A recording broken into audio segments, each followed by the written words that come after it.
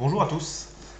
Donc, dans cette nouvelle vidéo sur les maths, on va poursuivre avec un maths célèbre qui est le maths de Damiano, un maths qui a été publié la première fois en 1512, donc presque un demi-millénaire, même un petit peu plus. Donc ce maths est assez spectaculaire. Alors ce qu'on appelle le pion de Damiano, c'est le pion en G6.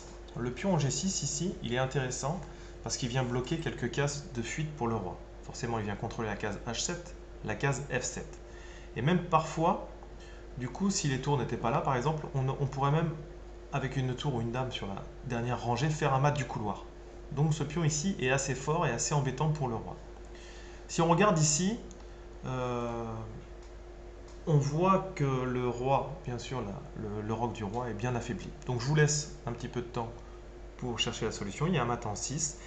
Vous pouvez faire pause, essayer de le chercher.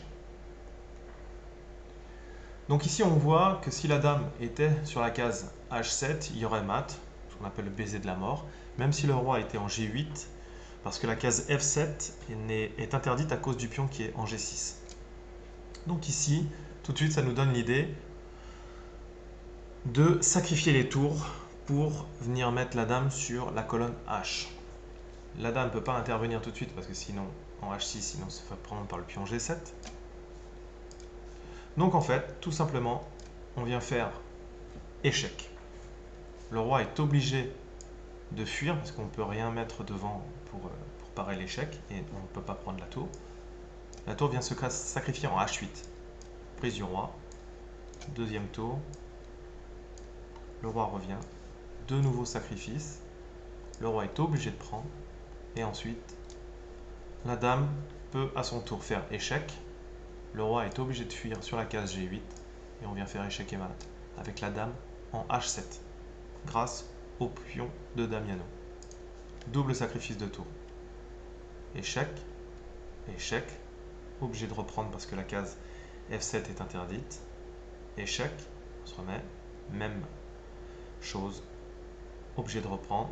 Ce coup-ci c'est la dame, mais la dame va également en diagonale, ce qui fait que sur la case H7, il y a échec et mat. Donc nous voici sur une position. Donc là, une fois qu'on a compris le système pour ce mat des doubles sacrifices en H8, la solution devient évidente. Donc tour H1. Alors là, en l'occurrence, les noirs peuvent interposer des pièces pour empêcher l'échec. Sacrifice obligé de revenir.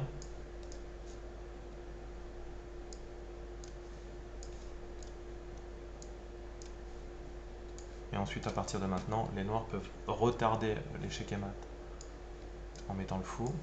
Échec. On va mettre la dame d'avant. Échec. La tour. Échec. Et mat. Mat en 9. Voilà. Pas très compliqué. À vous de bien connaître et de savoir le reconnaître quand vous le voyez en partie. Travaillez bien. À bientôt.